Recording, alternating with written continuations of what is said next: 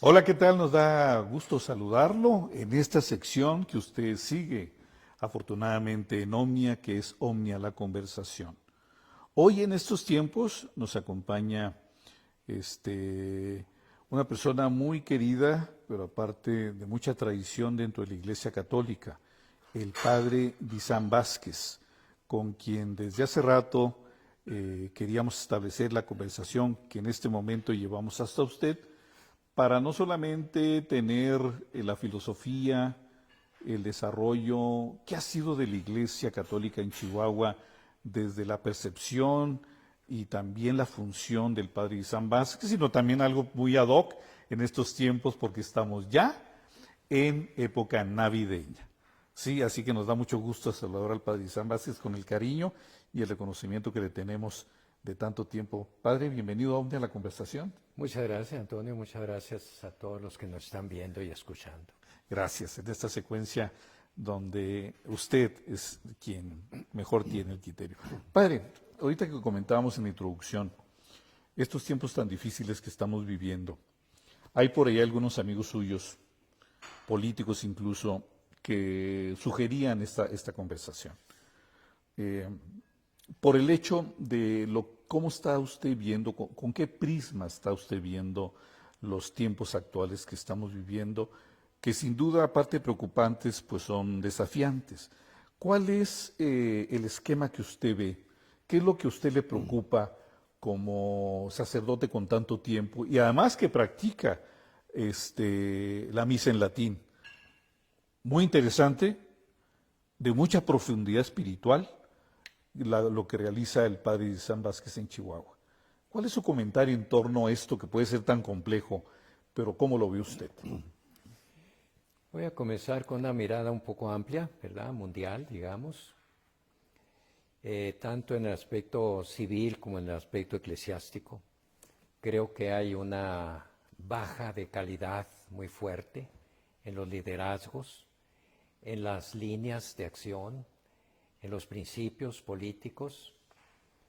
Lo estamos viendo con un liderazgo tan importante que era Rusia y que despertó muchas esperanzas de una cierta recuperación moral. Pues con eso declarar una guerra tan sangrienta, pues se vino abajo, ¿no? Cualesquiera que hayan sido las razones o los agravios que tuviera con Ucrania, nada justificaba este tipo de respuesta.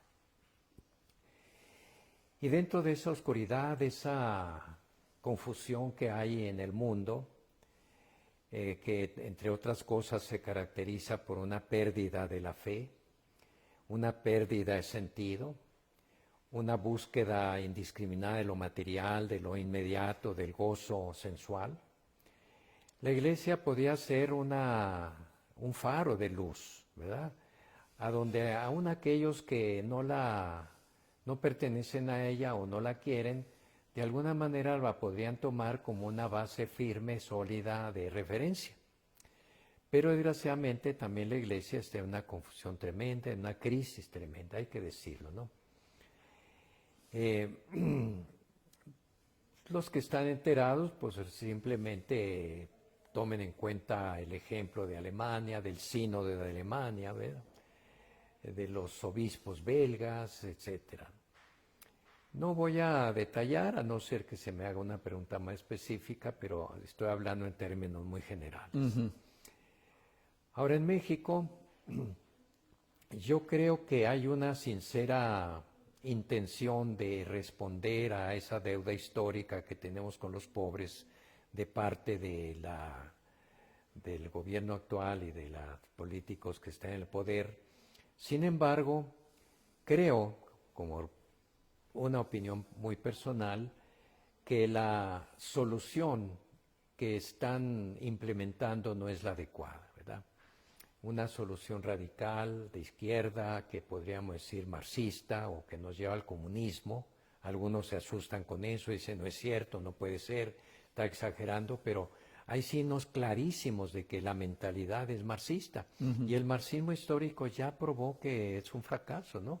Porque promete el paraíso, no el paraíso trascendente que nosotros esperamos, sino el paraíso aquí en la tierra y como una nueva torre de Babel acaba en la confusión. De manera que repetir esquemas que ya han probado varias veces, repetidamente su fracaso, nos lleva a ese mismo fracaso, ¿no? Habría que retomar esa buena intención y buscar otros principios, otros medios para responder a esa que llamo deuda histórica con la población más pobre, a la cual de alguna manera se le está engañando, se le está ilusionando, pensando que va a salir de la pobreza y tal vez salga de una miseria, pero nunca va a superar un techo más arriba de su cabeza. Hay No hay- 4.3 millones más de pobres, padre, Así es. según el Coneval, Ajá. en un gobierno que dice que va a defender a los pobres. Exactamente. No resuelve los problemas. Es pues una demagogia, es gobernar a base de una verborrea, digamos, mentirosa. Y la iglesia en México, que tiene una trayectoria muy de zigzag a través de la historia, y hablo desde la llegada de los primeros misioneros a México, ¿qué respuesta está dando ahorita? Hubo un tiempo, hablamos de los años 60, 70, tal vez incluyendo algunos años de los 80, donde había un episcopado muy lúcido, muy valiente, que planteaba cuestiones muy serias, que hacía temblar a muchos, pero que al menos aquellos que se mantenían dentro de una estricta ortodoxia, sí tenían el valor y la autoridad moral para denunciar, para marcar el rumbo, un nuevo rumbo al país, frente a, por ejemplo, a abusos de poder, etcétera, ¿no? Pero ahora el mismo episcopado pues parece muy gris, ¿verdad? Tomándolo a cada uno como persona, pues son personas muchas veces brillantes y buenas, ¿verdad? No digo nada de ninguno de ellos de que ande mal, pero como líderes, su liderazgo es el que anda muy gris. Están perdiendo la gran oportunidad de iluminar con la luz del Evangelio, que es una luz perenne, que es una luz que ha dado origen a la civilización occidental, que ha dado origen a los grandes principios donde se asienta esa civilización occidental que lleva que hace punta en las civilizaciones, por ejemplo, en cuanto a la dignidad de la persona humana, en cuanto a la dignidad de la mujer, del niño, en cuanto a justicia social, los grandes principios de la doctrina social de la Iglesia, que son el destino universal de los bienes, el bien común, que es la solidaridad, todos esos principios que surgen del Evangelio, que han sido forjados a través de los santos padres, de los grandes teólogos, por ejemplo, de Salamanca, ¿no? Y que llegan hasta hoy a través de las grandes encíclicas sociales a partir de León XIII, podrían ser un chorro de luz que iluminar el rumbo de México, ¿verdad? Pero parece que no se conocen, que no se ofrecen, ¿verdad? Porque tampoco se trata de imponerle a nadie nada. Yo creo que un régimen democrático es lo mejor, o es el menos malo de los regímenes, como dijo una Churchill. De manera que dentro del libre juego de las opiniones y de las propuestas, la Iglesia debía de hacer su propuesta no política, sino en la línea de principios, para que la tome aquel que quiera dentro de su propia línea ideológica, ¿no? Pero estamos perdiendo esa gran oportunidad. ¿Y por qué, padre? ¿Por qué la estamos perdiendo? ¿Por qué esa tibieza de la Iglesia, de los mandos jerárquicos? Yo creo que hay una cierta división de mentalidades que paraliza, o sea, en lugar de ir juntos por el mismo rumbo, aún con todas las diferencias que pudiera haber, pero diferencias que no impedirían caminar juntos, esas diferencias están ahorita tan grandes que hay un bloqueo, o sea, no se ponen de acuerdo. Lo que dice uno, el otro no lo aprueba, de manera que crear un documento valiente, serio, no es posible, no es posible. Sí hay documentos muy buenos de la Iglesia. Uno, el último que me pareció de los mejores, que es el que defienden al INE, Sí, como no, nosotros lo publicamos. que ahí sí, se volaron la barda, creo que ahí sí hablan claro, ¿no? En los demás hablan muy bonito, de principios indudablemente buenos, basados en el Evangelio, pero sin aterrizar mucho. ¿Verdad? Y en este caso sí aterrizaron, porque además el mismo objeto pues era totalmente del terreno. Entonces yo pienso que esa división de pareceres que hay en la Iglesia mexicana y que hay en todo el mundo, en la Iglesia en todo el mundo, paraliza bastante la acción para una acción conjunta, pero que cada obispo en particular podría él hablar por sí mismo, tienen toda la autoridad para hablar en nombre para su propia diócesis, y los demás pues que tomen lo que les interese, o lo critiquen, lo acepten, lo rechacen, pero él habla para su diócesis, ¿no? Pero aún para la diócesis yo no veo ni un obispo que sea clarividente ahorita y que nos ayude a hacer luz en toda esta confusión que hay de principios. Concretamente en la política, la Iglesia no promueve una política definida, ¿no? Determinada. El documento de Puebla nos habla de dos clases de política: la política de partido, o estrictamente dicha, pues la política de los partidos, ¿verdad? Que buscan el poder y que a partir de una ideología tratan de rellevar el rumbo del país de acuerdo con esa ideología. Debe estar ajena a eso. Pero hay una política más bien de tipo aristotélica, que es la política del bien común. El que cada ciudadano se interese por su propia patria, se interese por el rumbo que lleva. Y entre esos ciudadanos está el sacerdote, está el obispo, nadie se puede dispensar de ese tipo de compromisos, ¿no? Y es ahí donde los obispos, donde la Iglesia puede hablar dentro de unos principios generales, pero no tan generales, que no se refieran que no sean históricos, ¿verdad? Que no sean aterrizados en el momento presente, para orientar a tanto católico que sin saber, sin conocer esos principios, lo mismo se afilia a un partido que a otro, asume críticamente todos sus postulados, sin ofrecer allí una instancia crítica de esos mismos principios, que pueden ser muchas veces contrarios, no digamos a la doctrina de la Iglesia, sino a la misma dignidad humana, como por ejemplo el aborto, ¿no? Entonces, ¿cómo es posible que católicos que pertenecen a X partido asuman sin discreción todo lo que el partido les propone, ¿verdad? Debían ser cada católico en su propio partido, cualquiera que sea, como una piedra en el zapato, una persona incómoda. Sí. Que digan, este católico practicante, consciente, conocedor de su fe, hay que vigilarlo muy bien, porque él tiene unos principios no negociables que a la hora de la hora lo van a hacer oponerse a algunas cosas que digamos. Entonces así veo yo la cosa. Estamos perdiendo la batalla contra el mal, Contra el mal. contra las fuerzas diabólicas, Satán, que muchos, déjeme decirle que en su momento, y lo confieso con usted, hablando de términos de relación católico-sacerdote, en una entrevista que le hice al arzobispo, que por cierto ya no me ha dado la oportunidad de platicar con él, Constancio Miranda, le pregunté del demonio. Ajá. En aquel entonces, y sentimos una entrevista, de hecho la cabeza fue por ahí, que él respetaba la situación del demonio. Se me hizo una respuesta muy pues muy especial, por decirlo de alguna manera. Pero estamos viviendo, lo que usted está diciendo, padre, tiempos muy conflictivos, como que el católico estamos perdiendo la brújula del bien y del mal.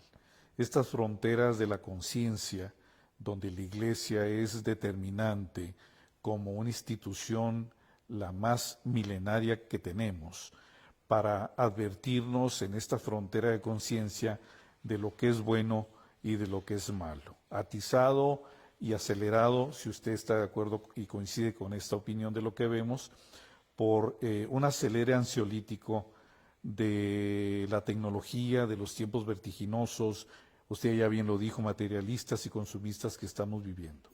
Pero después de este comentario de pregunta, vuelvo al tema. ¿Siente usted, con lo que está usted comentando, que estamos perdiendo la batalla y que la Iglesia no está siendo efectiva o no está asumiendo tiempos claves para poder detener esta marcha del mal que va desbocada y de la cual podemos advertir un serio riesgo, principalmente con las nuevas generaciones, volteando a ver a los jóvenes y a los niños, Padre? Mira, Satanás podrá ganar una batalla, ganar otra batalla, pero no puede ganar la guerra, definitivamente, ¿no? Porque Cristo ya vino, Cristo es todopoderoso, el demonio es poderoso, pero Cristo ha vencido en principio al demonio, ¿no? Nos ha dado las armas suficientes para vencerlo y está escrito, y es nuestra convicción, que al final de los tiempos será totalmente derrotado. Pero mientras dando coletazos, ¿verdad? Pues nos lleva a mucha gente, a toda la gente que incautamente no se agarra firmemente del Evangelio, no se agarra firmemente de Cristo, y entonces queda al vaivén de las ideologías, al vaivén de la cultura moderna que acepta todo, ¿verdad? Como la ideología del género, por ejemplo. Sí. Todas esas aberraciones pues se quedan a merced de todos esos vientos, ¿no? Que son trampas del demonio definitivamente para perdernos. Pero el católico, incluso el no católico, ni siquiera no cristiano, que tiene una idea clara de los principios evangélicos y los trata de seguir aún dentro de sus limitaciones, ese la tiene segura, ¿verdad? Están muy malos tiempos, pero hay núcleos, como decía Benedicto XVI, la Iglesia va a quedar reducida tal vez como el pueblo de Israel, el pueblo fiel verdaderamente, el pueblo de Israel, a pequeños restos, a un pequeño resto, ¿no? De donde resurgirá otra vez la Iglesia con nuevos bríos.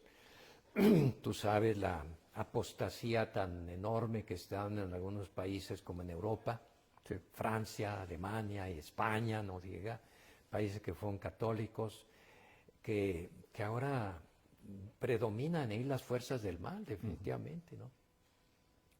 Y la Iglesia en esos lugares existe, está fuerte, pero está reducida a pequeños núcleos, ¿verdad? Esos núcleos pequeños de Iglesia fiel son los que van a salvar la situación y van a ser el eslabón que nos enlace a un futuro mejor.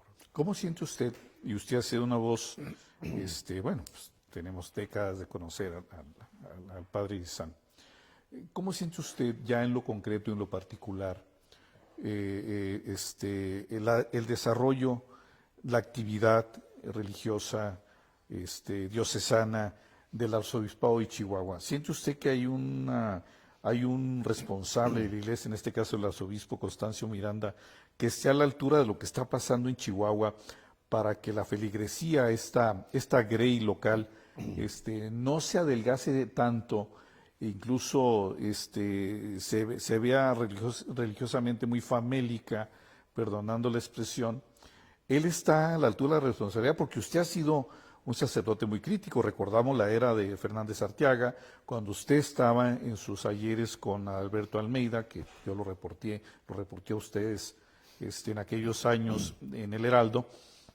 ¿Siente usted que el actual responsable, y es una pregunta atrevida, porque usted ha sido una voz crítica fuerte, como lo que nos está usted comentando en esta conversación para Omnia, está a la altura, es tibio, de qué bloque es Constancio Miranda, y si corremos peligro de que por la actuación de él en Chihuahua la Iglesia Católica se atomice todavía más? Quiero decir, en primer lugar, que tenemos un clero bueno en general, fuera de elementos mediocres o incluso alguno más que mediocre, pero sacerdotes que están trabajando lo mejor que pueden cerca del pueblo, etcétera, ¿no? Y todos están bajo la mirada, bajo el apoyo de su guía, que es el señor arzobispo. Yo diría que el señor arzobispo de Chihuahua forma parte, consciente o inconscientemente, de ese episcopado mexicano, ¿verdad? Porque lo que podía yo decir de bueno o de menos bueno, de malo no voy a decir nada porque no creo que exista, pero de menos bueno en cuanto a aventarse, ¿verdad? A eso me refiero. Es como dije antes, un mal general, un problema del episcopado mexicano. No hay ahorita figuras sobresalientes como en tiempos de don Alberto, en tiempos de don Manuel Talamás, en tiempos de don José Yaguno, de Quintero Arce. Alguno se fue demasiado radical como el señor Méndez Arceo, etcétera. Bartolomé Carrasco, Suárez de Monterrey. Híjole, pues eran figuras señeras que marcaban rumbo, ¿no? Orientaban. Algunos podían haber sido acusados especialmente de radicales, pero creo que ninguno de esos que he mencionado era un radical, simplemente tenían la radicalidad del Evangelio, ¿no? Ajá. Por eso usted se le identificaba o se lo relacionaba o asociaba mucho, padre, con una iglesia de izquierda, socialista.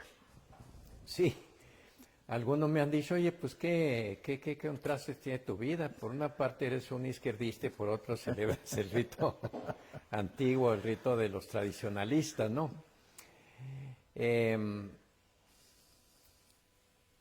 Una vez acusaron, varias veces, muchas veces acusaron al señor Almeida de ser comunista. Y él una vez escribió una respuesta muy clara a esa acusación. La acusación de comunista y de izquierdista pues depende de dónde viene, ¿no? Si es de grupos radicales de derecha, digamos, pues cualquier inquietud social podría parecer una actitud izquierdista.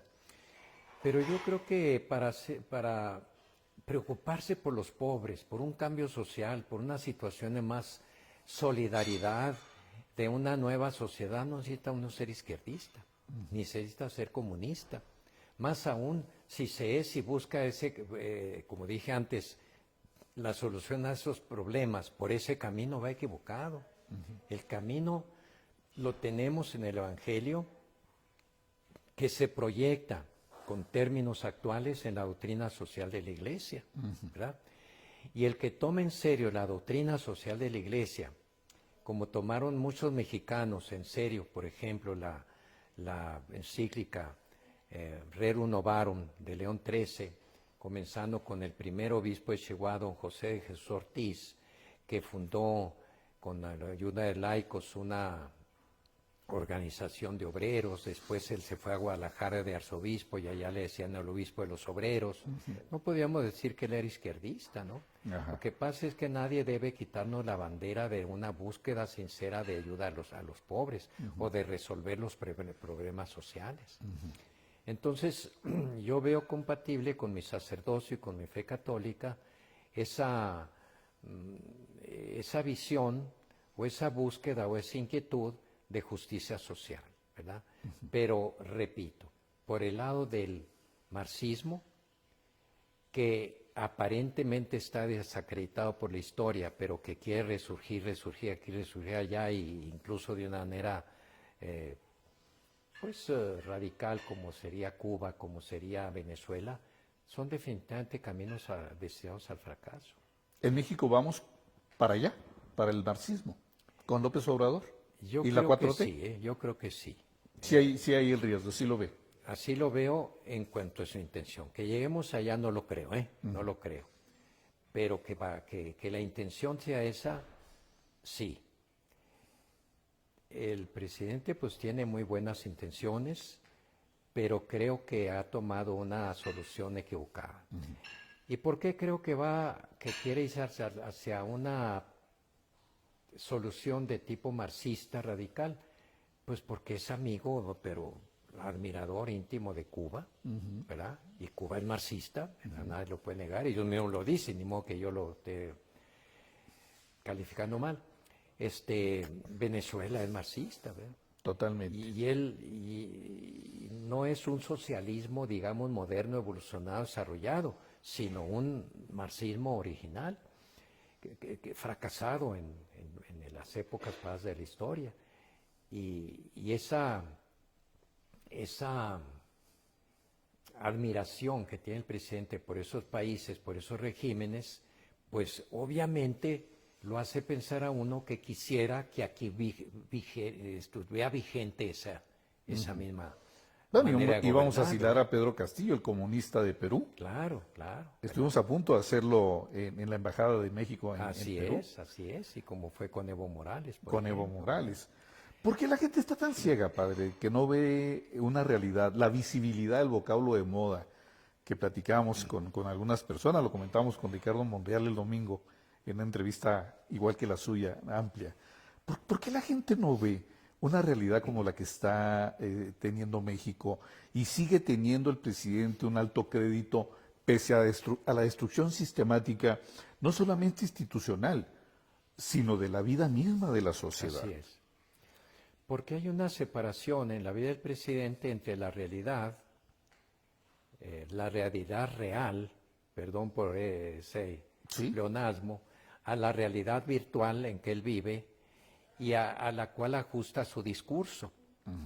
El discurso de él es el que deslumbra a gran parte de la población, sobre todo población menos preparada, más pobre, que cree que va a salir de la pobreza por ese camino. Por ¿verdad? ese caudillo. Por ese caudillo. Es una especie de caudillismo, es una especie de mesianismo, ¿verdad? Sostenido más que por los hechos, por la palabra, por la palabra. López Obrador gobierna con la palabra. Y si tú dices una cosa, él dice yo tengo otros datos. Claro. Y si tú dices que eso anda mal, él dice que todo va bien. Y a él es al que le creen, no a los datos, porque la gente no tiene capacidad muchas veces de analizar esos datos, ¿verdad? Porque no tiene la forma de comprobarlos, pero sí tiene el mensaje directo que le manda el presidente. Y además si lo hace con esa capacidad de conectar con el pueblo, sobre todo con el pueblo sencillo, pues se los echa en la bolsa, ¿verdad? Claro que sí. ¿Ve usted el riesgo de que va a repetir la 4T en el poder? Bueno, la palabra riesgo está en la medida en que yo supongo que la 4T es un peligro, ¿verdad? ¿Y no lo es? Sí, sigue así, sí. Hay tendencias dentro de ellos que no creo que se mantenga la 4T como está, ¿verdad? El mismo Monreal creo que es una versión equilibrada, ¿verdad? Más sensata de lo que la 4T en general está defendiendo. Él es de la 4T y lo ha dicho, pero llega el momento en que casi nos dice, aquí no paso, ¿verdad? Porque se da cuenta con sinceridad para sí mismo y le brota para los demás que aquello no lo aprueba. Entonces, así como Monreal es de alguna manera, y se lo están diciendo sus propios colegas de la 4T, que ya está traicionando a la 4T, así habrá otras divisiones con otros, ¿verdad? En general, la izquierda en México tiene una historia de divisiones. Así es. Nunca se ha mantenido sólida y constante a través de la historia. Siempre ha tenido divisiones porque hay muchas tendencias que en todos los partidos, pero es muy, muy notable en la izquierda. Como empezamos la conversación, en su análisis, en su visión, en su experiencia, de lo que le ha tocado vivir, qué es lo que su cabeza, qué hay al interior de su cabeza, qué advertencias están en el interior de su cabeza cuando usted dirige un sermón, de lo que le hemos escuchado, nos llamó mucho la atención cuando dice, a ver cuánto dura un católico en la 4T. Muy interesante la expresión, pero ¿qué le advierte su cabeza, su visión de las cosas, que merezca una respuesta suya en esta conversación, para que la gente que nos está viendo advierta qué análisis, preocupaciones tiene un padre con la experiencia de Isán Vázquez? ¿Qué hay en su cabeza que debamos, o usted sienta que debe compartir? No solamente, ahorita usted lo dijo, al católico, sino al ciudadano común y responsable, y aún al pecador, porque todos lo somos. ¿Cuál sería su aportación de lo que a usted le preocupa y que debemos de tener en cuenta? Yo creo que... Vamos a meternos a la cabeza del padre Isán Vázquez. Vas a amar mi cabeza. Yo creo que dentro del pluralismo moderno que hay en la sociedad actual y también en México, la Iglesia debe ser consciente de que su participación es proponer, como también la de cualquier otro grupo es de proponer, no de imponer nada, ¿no? Y dentro de esa proposición, la Iglesia tiene mucho que ofrecer, pero no podrá ofrecer algo valioso si la Iglesia abandona sus propias convicciones de siempre. Por eso yo estoy preocupado por el mantenimiento de la ortodoxia dentro de la Iglesia. Actualmente hay una especie de separación entre ortodoxia y ortopraxis. No hay verdadera ortopraxis, o sea, una actividad correcta, si no se basa desde el punto de vista católico, no es mío eso, es de siempre, si no se basa en una ortodoxia, en la fe, en los principios, en las verdades.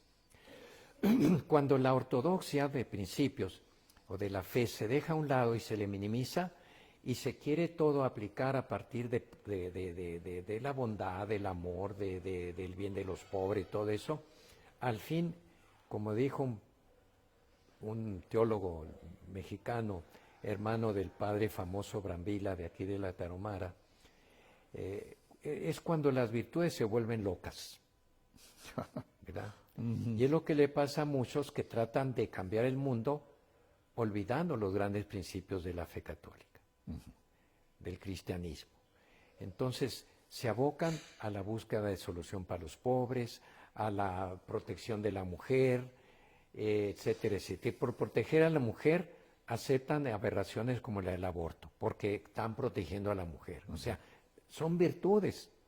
Quieren a la mujer, quieren su emancipación, quieren su liberación, pero sin una ortodoxia, sin una base antropológica seria, ¿verdad? Y teológica para nosotros.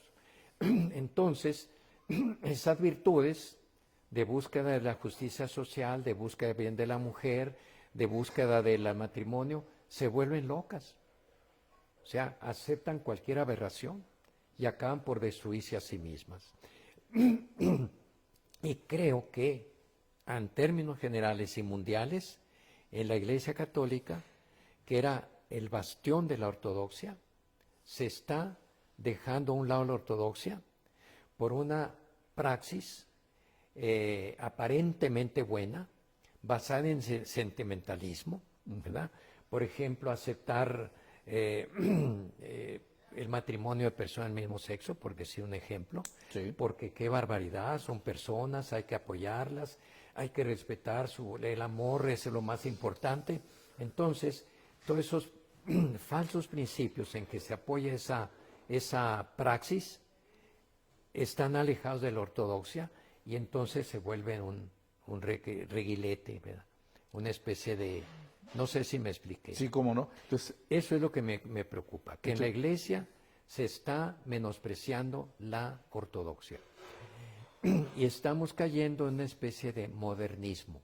El modernismo que tanto atacó San Pío X ha resurgido ahora con una fuerza brutal, pero no solo porque no iba a trasplantarse un modernismo de 1900 al año 2022, sino que en el caminar se ha ido envolviendo y confabulando y aliando con otras cosas como son, por ejemplo, el pluralismo religioso la religión, la teología del pluralismo religioso, que sería... Que no es ecumenismo. Que no es ecumenismo, claro. Este sería un relativismo totalmente respecto a la verdad. Okay. Todos los caminos llevan a Dios, por lo tanto todas las religiones son válidas. Todo está justificado. En un mismo plano, el mismo Cristo se relativiza al mismo nivel que cualquier otro. ¿Por qué? Porque hay que respetar la cultura, término muy bonito, ¿verdad? Cada quien tiene su verdad, hay que respetar, términos muy bonitos. Por eso digo que en la práctica se asume una moral muy blandengue, ¿verdad? Muy de sentimiento, pero no basada en principios sólidos. Hay que corregir el rumbo de la Iglesia empezando por el propio Papa. Pues yo diría que el propio Papa debería corregir el rumbo de la Iglesia, porque hay cosas que se le están saliendo de las manos y no les pone un hasta aquí, ¿verdad? Él es el que debe, por ejemplo, con el sínodo alemán, pues como Metió un abortista en la estructura. Sí, sí.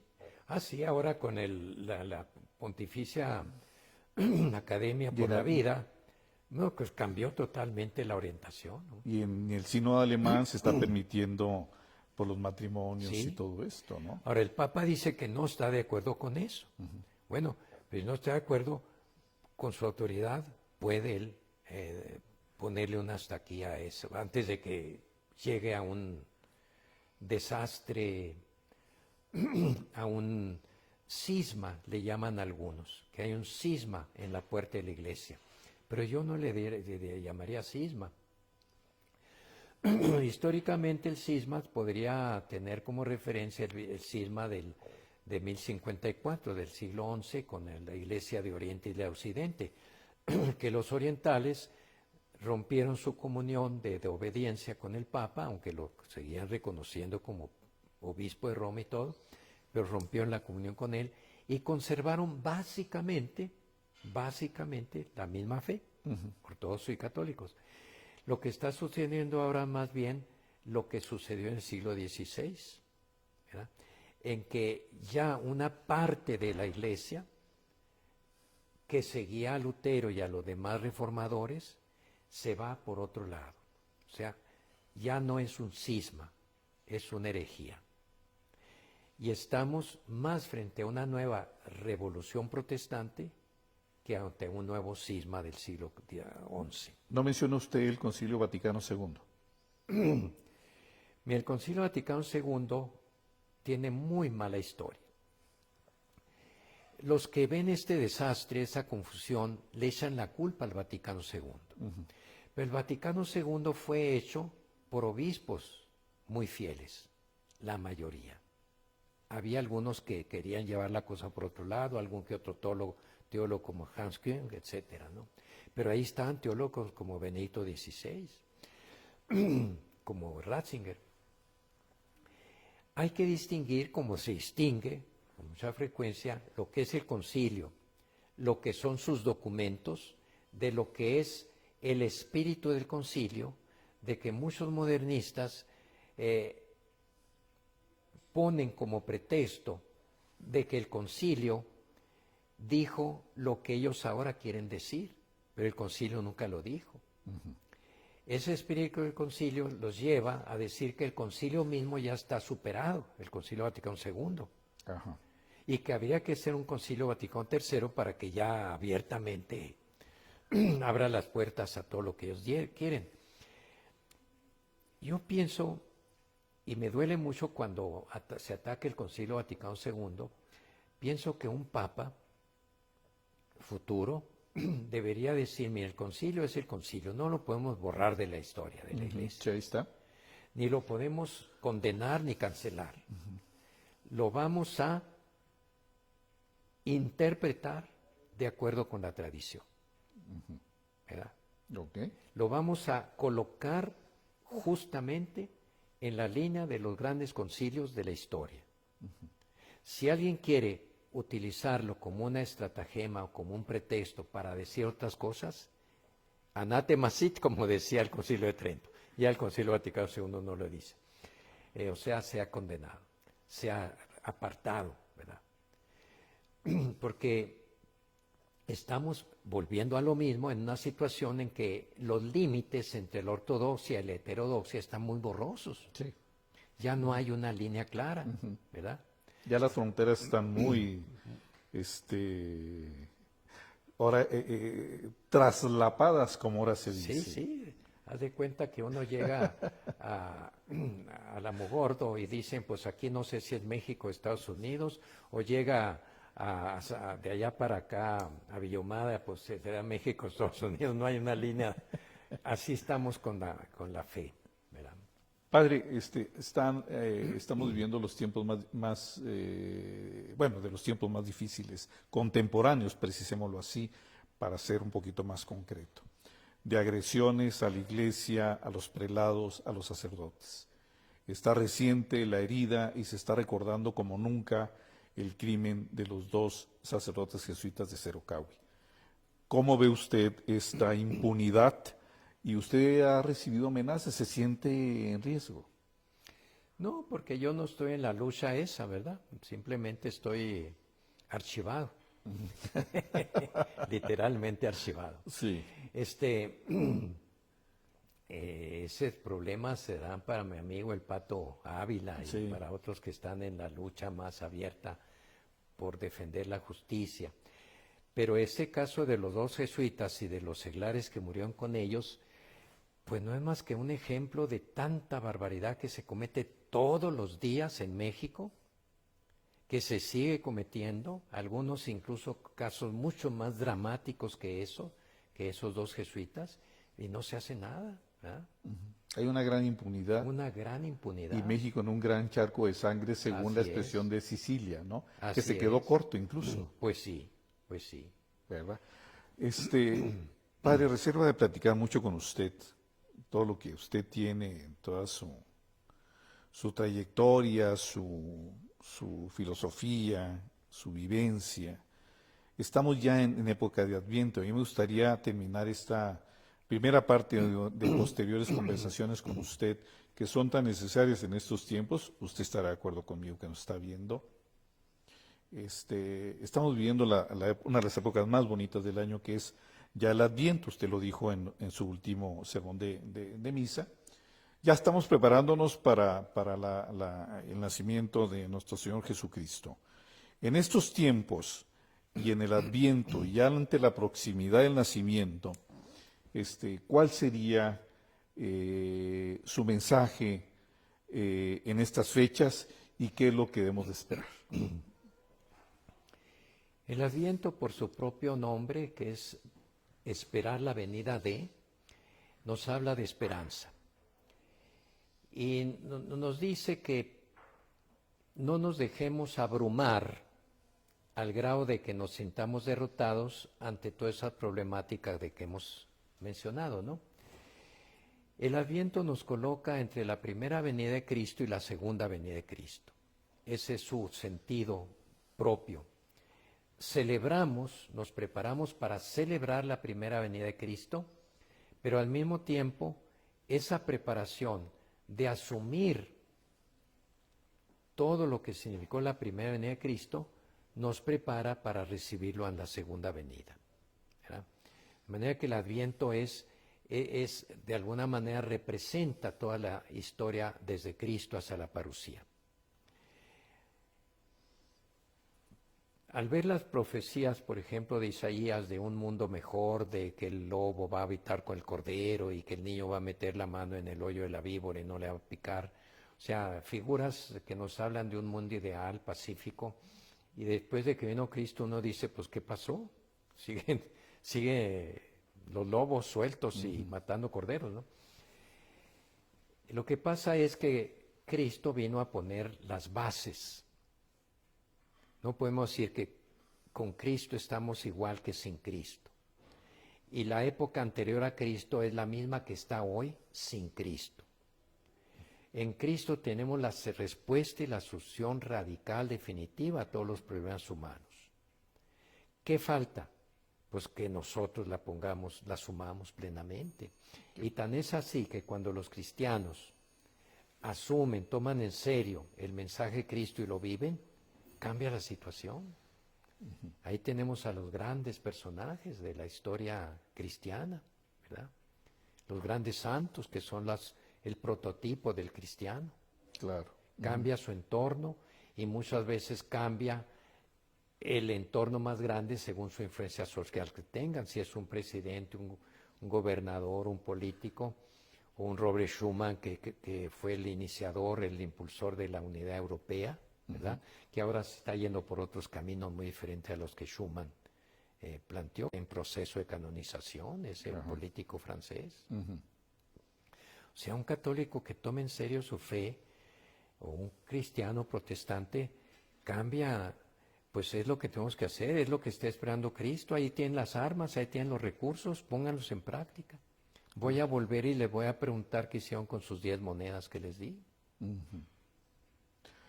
Esa es una buena primera conclusión, a manera de pedirle más adelante que desarrollemos lo que usted comentó, que es el gran factor de rebote de dónde está la situación de nuestras vidas, y que es pensar en lo que usted dijo, sucederá cuando, solo Dios lo sabe, que es la muerte de todos nosotros. Ese gran punto de reflexión que en ese rebote nos hace estar conscientes de nuestro actuar para bien y advertir lo que está para mal. Padre, pues muchas gracias por esta primera conversación. Tenía razón este político que nos dijo, platica con el padre Guisán, ándale, porque tiene comentarios muy interesantes y valientes que hacer dentro de la propia crítica o autocrítica a la Iglesia y a la fundamentación de quienes todavía abrazamos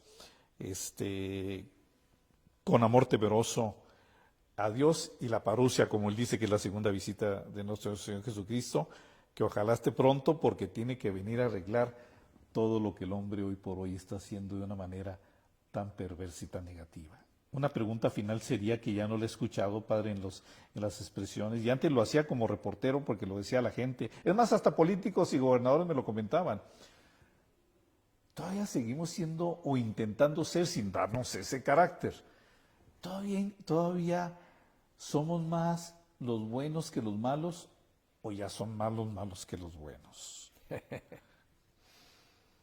Yo creo que somos más los buenos. Lo que pasa es que lo que dijo Jesús, los hijos de las tinieblas son más sagaces que los hijos de la luz. Ellos como que gritan más, se mueven más, remueven más y parece que son más. Como dijo alguien, yo no temo a los que hacen el mal, sino temo a los buenos que no hacen el bien, ¿verdad? Que no influyen, ¿verdad? La solución está en nuestras manos. Y hay que poner en práctica urgentemente, ¿no? Hay que ponerla en práctica. Compromiso a la siguiente plática. Bien, el padre Guisán Vázquez, muchos de ustedes lo conocen, conózcalo otra vez, si no por esta conversación, y haremos una secuencia, porque estos tiempos son de gran reflexión y lo serán cada vez paso a paso en este mundo que parece estar enloquecido, yéndose muy velozmente hacia un precipicio. Que no nos agarre el precipicio cayendo para decirle a Dios, ay Dios mío, y recordarlo en ese momento donde ya no habrá vuelta atrás. Seguiremos platicando entonces con el padre Guisán. Le agradecemos esta conversación para Omnia, y desde luego se lo agradecemos a usted que la haya atendido y que saque su mejor análisis y, para este tipo de plática, su reflexión. Gracias, nos vemos en la siguiente. Gracias al licenciado Edgar Payán en la producción y transmisión de esta entrevista. Nos vemos en la siguiente.